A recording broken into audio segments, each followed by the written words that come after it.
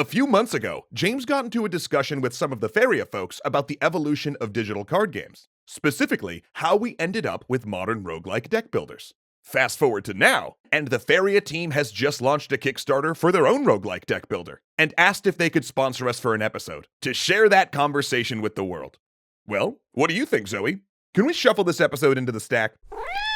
Okay, 3, 2, 1, let's jam. Wow, we went full bebop there for a second.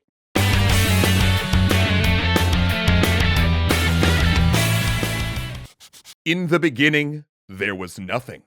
Then, there were dice.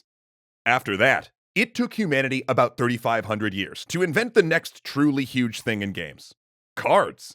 They originated in China, where woodblock printing had become all the rage, and spread to the Mamluk Empire, where European traders first encountered them. Soon they were everywhere in Renaissance Europe, and as technology evolved and both paper and printing became cheaper, playing cards flourished. Gambling houses around Europe and around the globe were furnished with them, and even common folk had access to cards.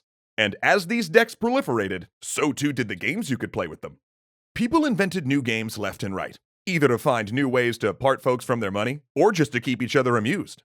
And the great thing about these cards is that they were portable. Were you a soldier on a campaign who was going to have to spend most of your nights killing time around the campfire? Well, you could probably fit a deck of cards into your pack. Or how about an immigrant headed to the Americas? Well, a deck of cards was about all the spare room you had for amusement during your journey. Or maybe you were one of the leisure class, with endless free nights that had to be filled some way. When parlor games got old, someone was always ready with a deck of cards. And this portability made our standard deck of cards the most common gaming object in the world outside of dice. Then, at the dawn of the 20th century, tobacco and then gum companies realized further advances in printing, and in the creation of cheap pulp paper, made a new type of card possible: collectible cards. At first, they were included with other products to help increase sales, but as the popularity of collectible cards, specifically sports cards, grew, companies started making these the main attraction and selling packs of them. Now people could acquire mementos of their favorite sports heroes, and rather than just selling someone a single picture, companies had people on the hook to buy again and again and again, trying to find their favorite players, or just getting cards from the latest set. But to no one's surprise, humans will turn anything scarce into a currency, from cowrie shells to giant rhinestones. So these cards got traded back and forth. Now let's jump ahead to the early 90s. D&D is huge, and gaming conventions are starting to grow. So a conversation starts between Peter Adkinson, the owner of a little-known game company called Wizards of the Coast, and Richard Garfield, a math professor with a game about robots he wants to produce. Peter is thinking about the lines he saw at Gen Con, the convention Gary Gygax founded, and the one that to this day is one of the largest board and tabletop game conventions out there. The wait at Gen Con to get into a D&D game is getting ridiculous. So, Peter tells Richard that his company will publish Richard's Robo-Rally game if Richard will make him something that people can play while waiting in line to get into a D&D session. A few months later, Richard comes back with something he calls magic. It takes the portability of a deck of playing cards and marries it with the collectability of trading cards. It's a revolution. All of a sudden, a whole new world of gaming options opens up. Don't you dare close your eyes. It's a runaway success, and eventually, Wizards buys D&D, and 25 years on, they're still printing new cards. But Magic also did something else interesting. It created game types, such as sealed and draft, that used the very randomness of the packs to create indefinitely varied problems for its players to solve. Cut to 1997. Magic dominates the tabletop space. It was only a matter of time until someone took a crack at a digital version. And that someone was Microprose, creator of famed games such as XCOM, Masters of Orion, and Civilization. They create Chandalar, an open-world single-player Magic game with some roguelike elements where players would fight monsters for ante and buy cards from towns in order to craft better and better decks. It was incredible, and to this day it's still a blast, but it got left behind as PC gaming went in other directions. Then Wizards tried to jump into the emerging online space with Magic Online, the first major digital collectible card product that lets you go head-to-head against real players around the world. But it was clunky, obtuse, and didn't have any real onboarding for new players, so it languished as a profitable, but niche, product for hardcore Magic fans. Jump to 2006, and a new challenger enters. a game called Norah starts popping up in conventions between hardcore strategy players. It's a PC game that conceptualizes cards differently. Because after all, once you've digitized cards, why do they have to be cards at all? You don't need the portability of cards, so we can take all of the interesting aspects of them, such as the ability to shuffle them, the ability to put them in packs, and their ability to store information in a way that humans are really good at parsing, and use them to represent anything. In this case, creatures. Norah was a collectible card game that was also a hex-based strategy game, where playing cards put creatures on the board. 2 years later, a revolution begins in the tabletop world.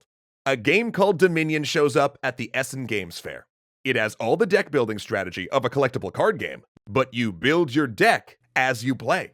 Yeah, the deck building just became part of the gameplay, rather than just the metagame.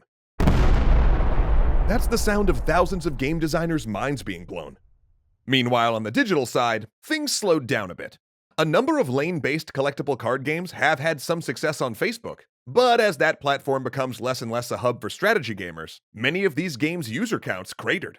At the same time, Mojang tried to develop a similar product named Scrolls, most notable for getting Bethesda to try to claim the right to the word Scrolls.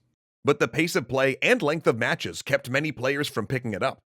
Then in 2014, a weird MS Paint-looking game called Dream Quest shows up in the App Store, and it becomes the talk of designer circles everywhere.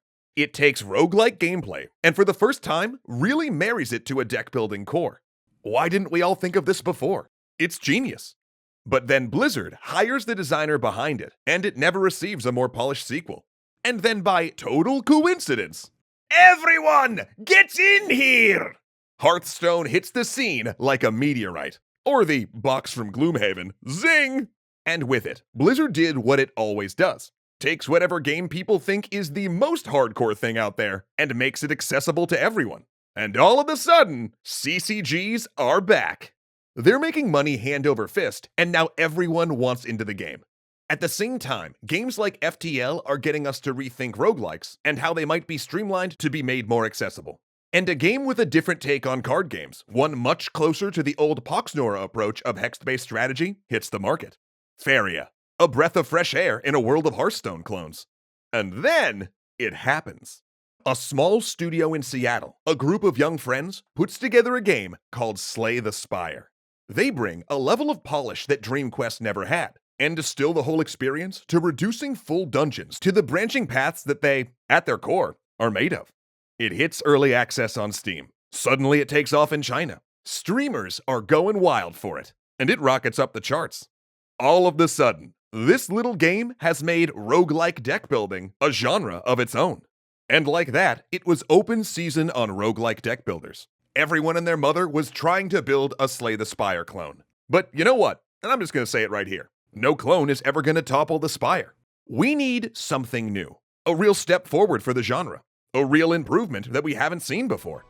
Is Roguebook that next step? Well, it's most certainly what the Faria folks are shooting for. They've said they're taking Slay the Spire as the first fully realized roguelike deck builder and innovating from there. Kinda like how late FPSs took Doom or Wolfenstein as their starting points. So let's hear from them on our way out. Take it away, me. Thanks, me. This episode was brought to you by Roguebook, the newest game from the team that brought you the amazing Faria. With rich overworld environments, a unique gem system for increasing card customization, and innovative dual hero gameplay, Roguebook just may be the freshest feeling roguelike deck builder around. And in a recent interview linked below, even Richard Garfield says he's excited about their approach to the genre. So if that sounds like something you'd be interested in, and you want to snag some sweet perks for your efforts, go check out their Kickstarter at the link below.